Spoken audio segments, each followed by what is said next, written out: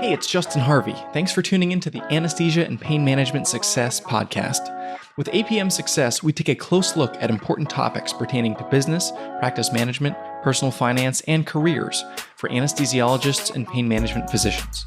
We work hard to take your critical questions straight to the experts. Thanks for listening.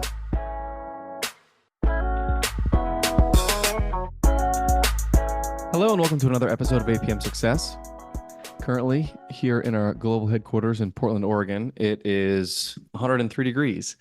And it's only marginally cooler than that in my house because we don't currently have HVAC that we just moved into. So word to the wise, if you're buying a house in the summertime, make sure the AC works or get a contractor lined up well in advance. Don't be like me. I've had a couple interesting conversations recently of physicians of varying sort of degrees of experience, but a common theme has come up in those conversations, and I wanted to explore it today on the show. And that theme has to do with liquidity on your balance sheet. And what I'm really talking about is the balance sheet, also known as a net worth statement, is everything you own minus everything that you owe. So a list of all the financial resources that you have and all the debts that you have. And liquidity is the ease with which you can turn something into cash. So the most liquid asset is cash itself. And then the more liquid an asset is, the easier it is to turn it into cash. And as you're looking at your balance sheet, and as I was talking with these physicians about their balance sheets, I noticed that their liquidity, I thought, based on my preliminary discussion, was a bit thin.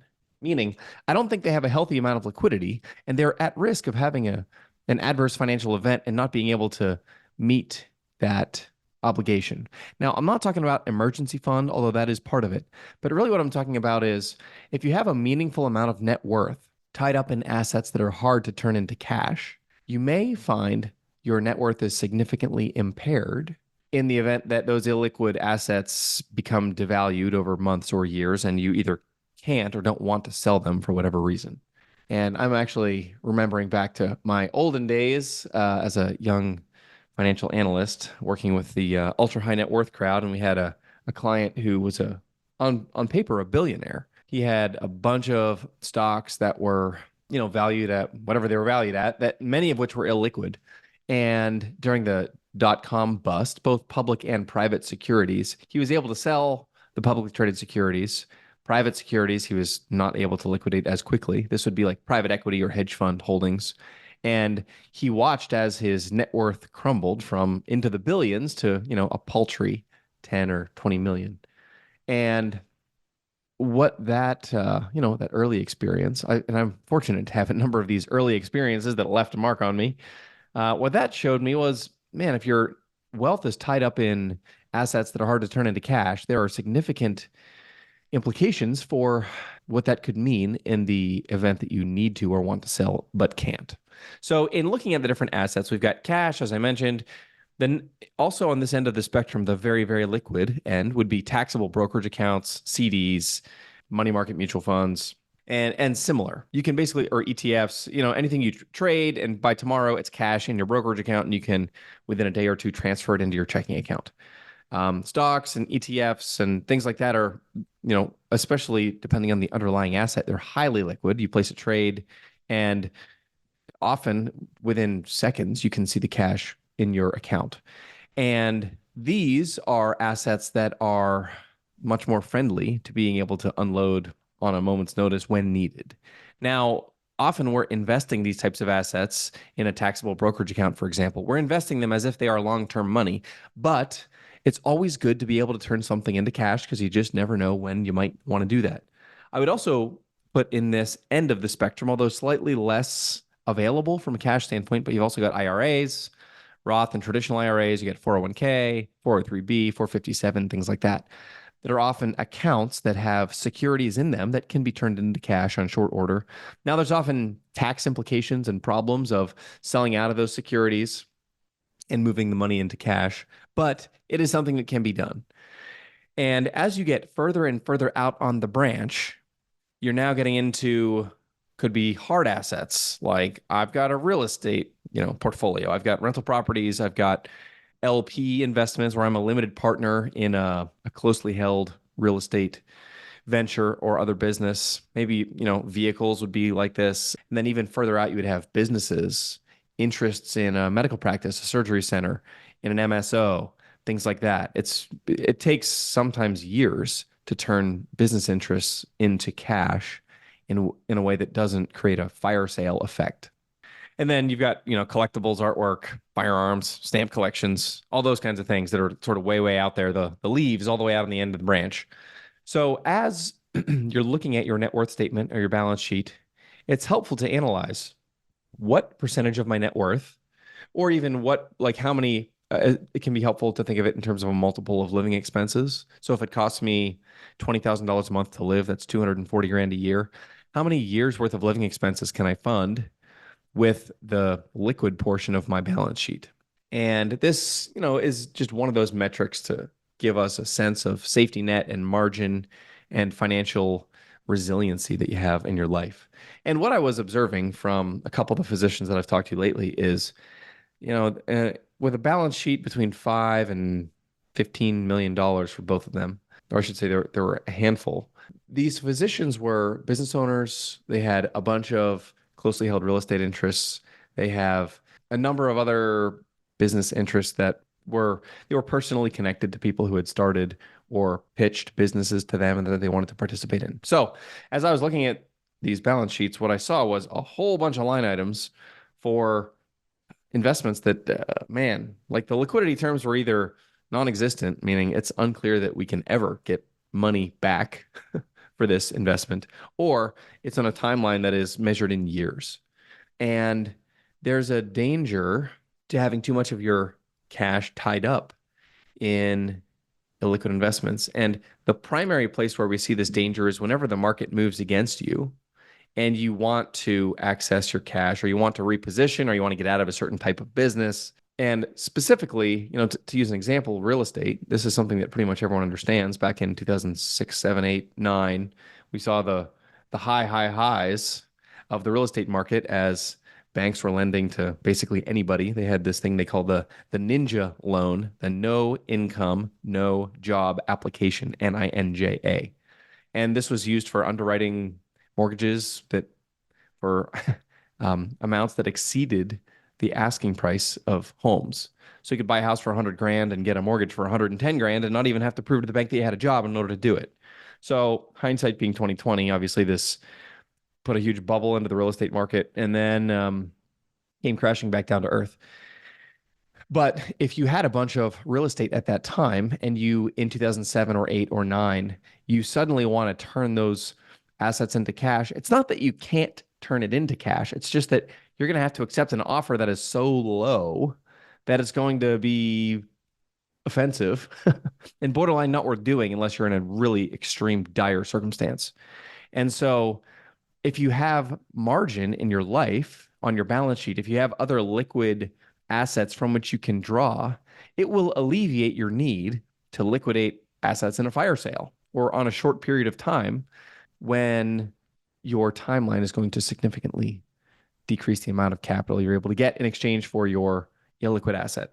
So as you are thinking about what this means for you, there are a couple things to think about. Number one, if you're an employed physician, usually your default is to just have ready access to liquid investments. So cash, high yield savings accounts, checking savings, 401k, 403b, all your retirement accounts. These are all liquid. Taxable brokerage accounts. These are all holding, in many cases, securities you can turn into cash by the end of the day and move it into your checking account within a few days. So it's not as difficult in those circumstances, especially if you're earlier in your career. Now, the challenges come in when you start hearing more about, these esoteric, interesting, illiquid investments that sometimes do give opportunity for outsized returns, but that have significant trade-offs in terms of being able to get your money back. If you start getting too into those investments, the ratio can get out of balance. But employed physicians, I don't see generally to be as in danger as I do the practice owners. So if you start a business, if you start a medical practice, you own a surgery center, or you are building out some space and you're hiring and paying staff, that is its own entity that can become very valuable and often requires significant capital outlay to make it happen. So if you especially if you're taking out debt to do it. If you're looking at your balance sheet, your medical practice, your surgery center, your clinic, and the brand associated with your businesses is a significant line item in your net worth and something that will probably take years to monetize. And so, one of the things that you want to be thinking of is first of all, thinking about succession planning, not quite from day one, but probably like by the end of the first year, once you're out of the woods and things are up and running, you should be thinking about what is the likely path I'm going to take to turn this business into cash one day, and how do I begin to move toward that over time? And in the next couple of weeks, I'm going to continue to explore this topic and talk about the impact of having an illiquid asset and trying to migrate liquidity from the business to your personal balance sheet. But planning ahead in terms of succession planning should be front of mind. But the second thing you should be thinking about as a practice owner is I'm looking at my balance sheet. I'm looking at the ratio of liquid assets to illiquid. And often for these practice owners who have very valuable, closely held illiquid businesses, it's skewed significantly. It's like 80%, 85% or more to illiquid assets, and the remainder is liquid.